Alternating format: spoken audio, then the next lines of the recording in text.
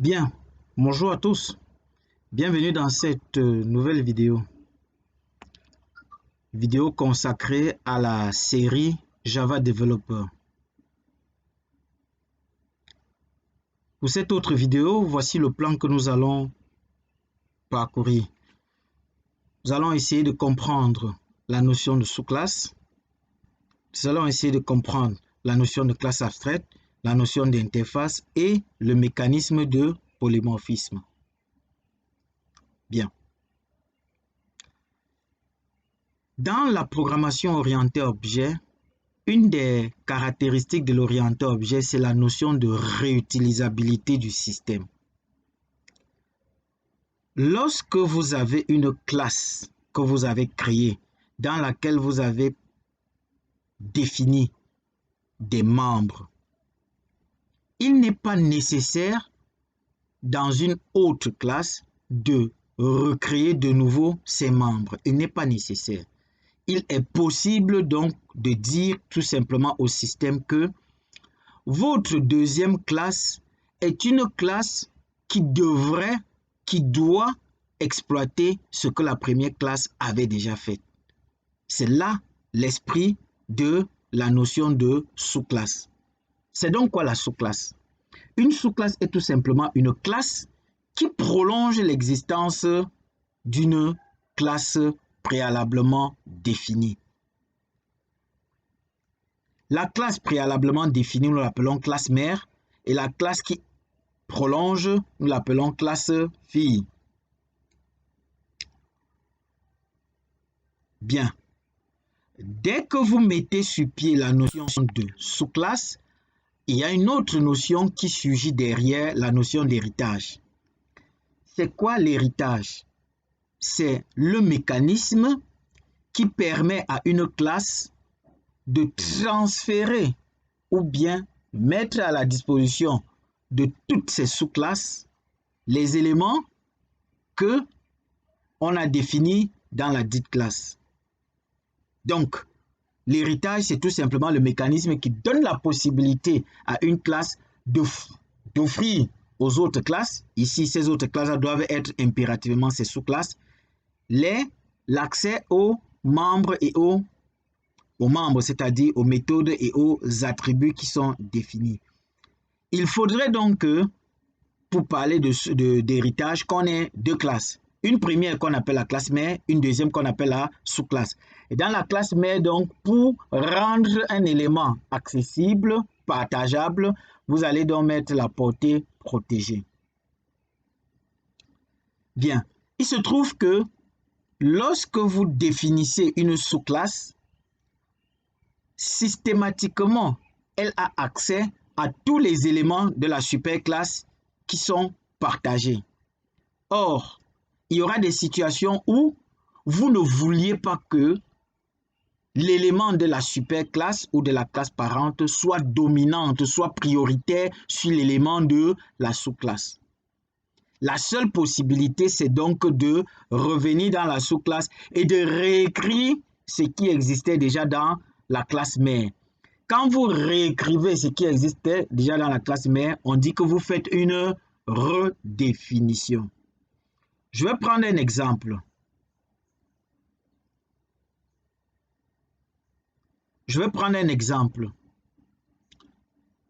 Au niveau de la classe A que j'ai définie, je mets une méthode affichée.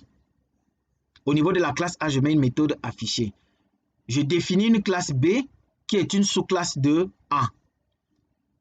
Comme j'ai mis la méthode affichée dans la classe A et que j'ai mis la portée protégée, automatiquement la classe B a accès à la méthode affichée de la classe A.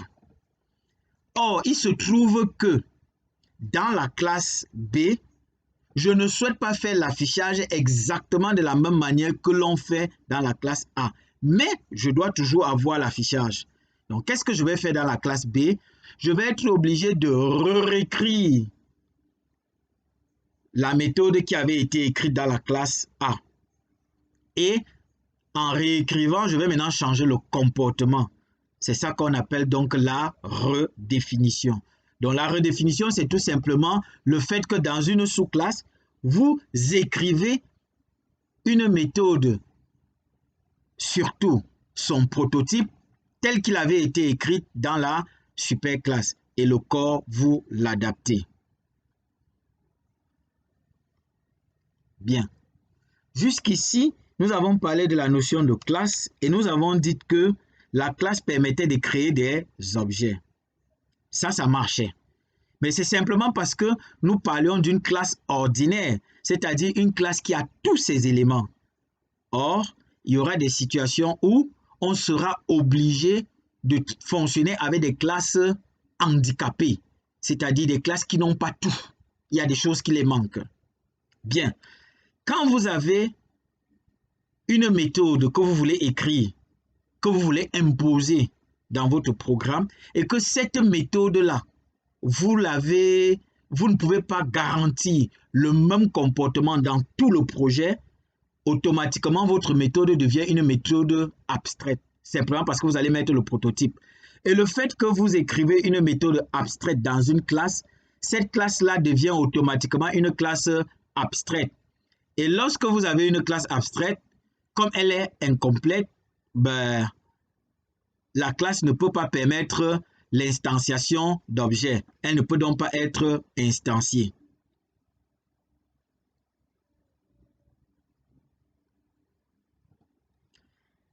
Prenons le cas de figure où on est dans l'écosystème de l'humanité. Nous sommes dans l'écosystème de l'humanité et nous voulons implémenter un petit logiciel pour gérer cela. Il se trouve que dans notre conception, nous avons décidé d'avoir une classe qu'on appelle la classe humain, un humain. Nous savons très bien qu'un humain, de manière générale, peut être soit un homme, soit une femme. Dans notre cahier de charges, on nous fait comprendre que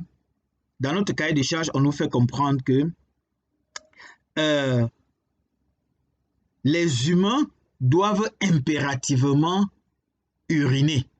Les humains doivent impérativement uriner. Donc, il faut qu'on prévoie la fonctionnalité uriner. Sauf que le même cahier de charges nous fait comprendre que l'homme n'urine pas de la même manière que la femme. Donc, il faut faire la distinction. Ça veut donc dire que la fonctionnalité urinée doit exister chez l'homme ainsi que chez la femme, mais le comportement ne sera pas le même que ce soit chez l'homme, que ce soit chez la femme. Il y aura une différence. Mais on impose cette méthode-là. Alors, du coup, qu'est-ce que nous, on va faire? On va venir dans la classe humain et on va donc placer le prototype de la méthode uriner. Quand nous plaçons ce prototype-là, nous disons que uriner est une méthode abstraite. Ça nous permet donc de laisser le choix aux différentes sous-classes de humains de redéfinir la méthode uriner tout en leur donnant un comportement qui leur sont propres. Ça fait donc que on va se retrouver avec la sous-classe homme qui va redéfinir la méthode uriner et la sous-classe femme qui va redéfinir la méthode uriner.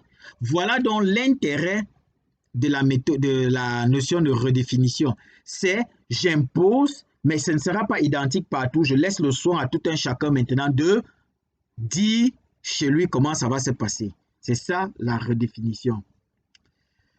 Bien, comme remarque, la classe abstraite est véritablement exploitée que via une sous-classe. Ça veut dire que quand vous avez une classe abstraite, c'est une classe handicapée, vous ne pouvez pas créer d'objet avec. Mais on sait très bien depuis le chapitre 2 que la classe, sa mission, c'est de permettre de pouvoir créer des objets. Mais si vous avez une classe, on vous dit qu'elle ne peut pas permettre de créer des objets, il y a problème. On va se dire, mais pourquoi on se casse la tête pour faire? Oui, on va se casser la tête pour faire parce qu'on veut imposer une certaine organisation.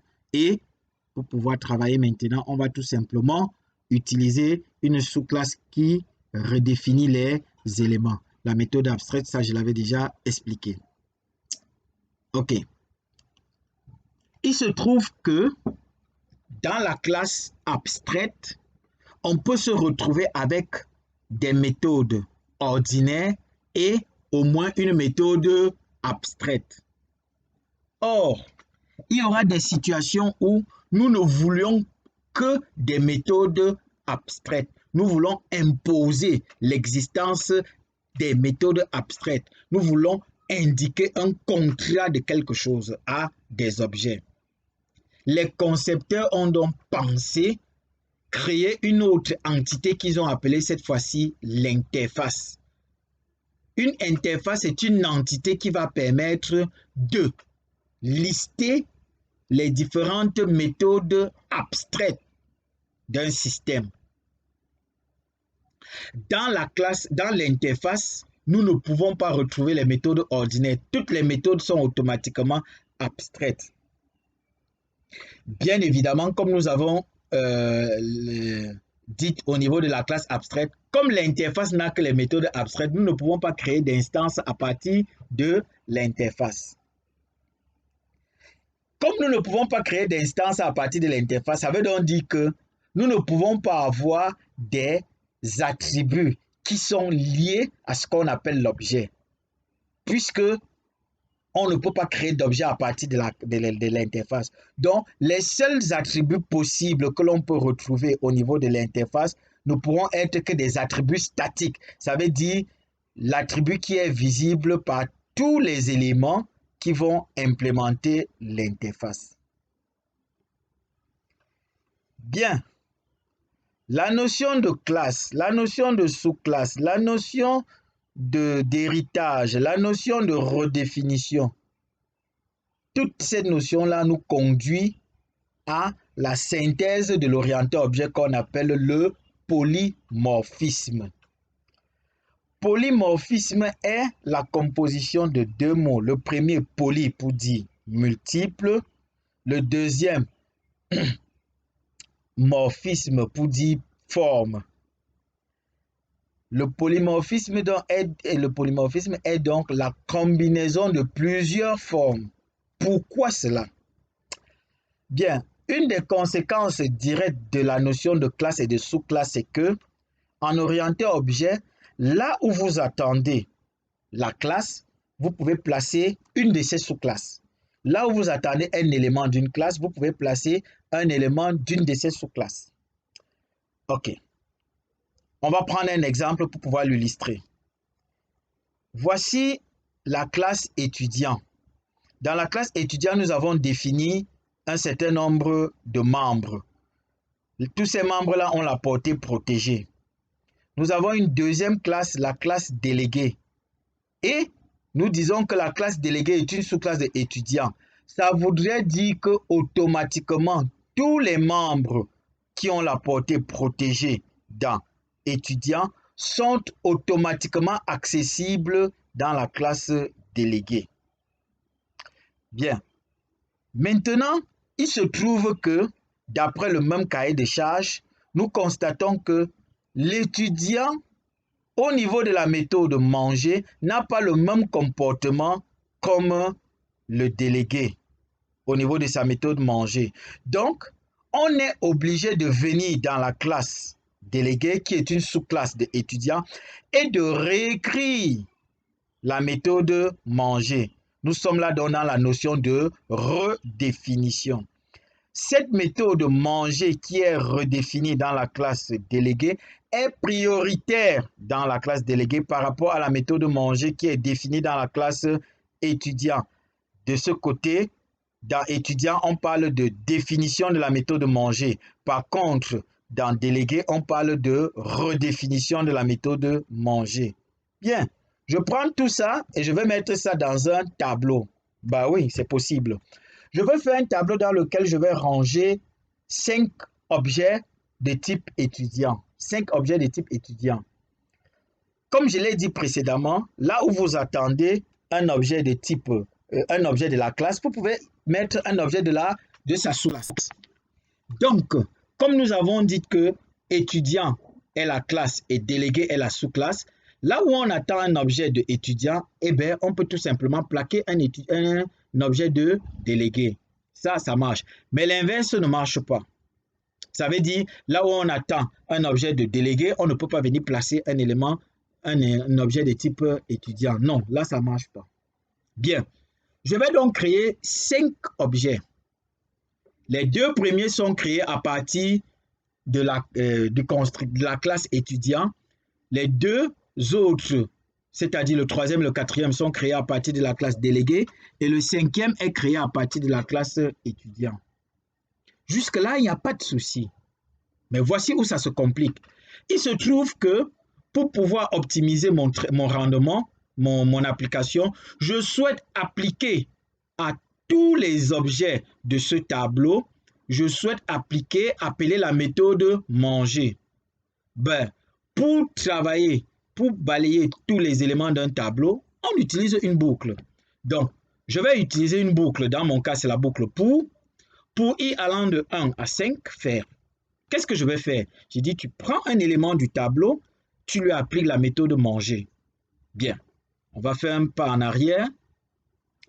Quand vous créez un objet à partir de la classe étudiant et qu'à cet objet-là, vous appelez la méthode manger, alors il s'agit de manger qui avait été défini dans étudiant.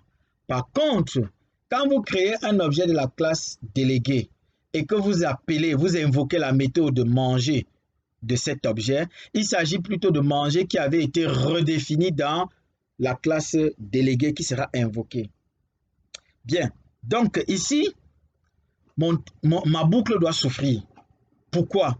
Parce que mon système doit d'abord prendre le premier élément et il va se poser la question, ce premier élément est construit à partir de quel constructeur? Il constate que c'est construit à partir du constructeur de étudiant.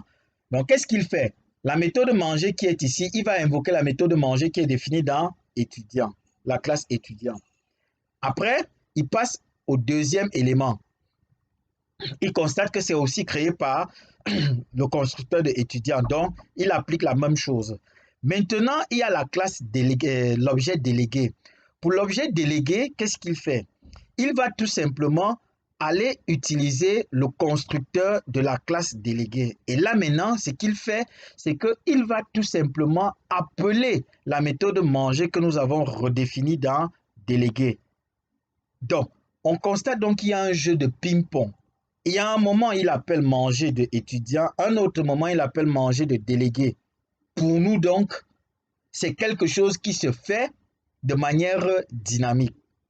Ben, le polymorphisme, c'est tout simplement le mécanisme qui permet de détecter de façon dynamique au moment de l'exécution la bonne méthode à invoquer.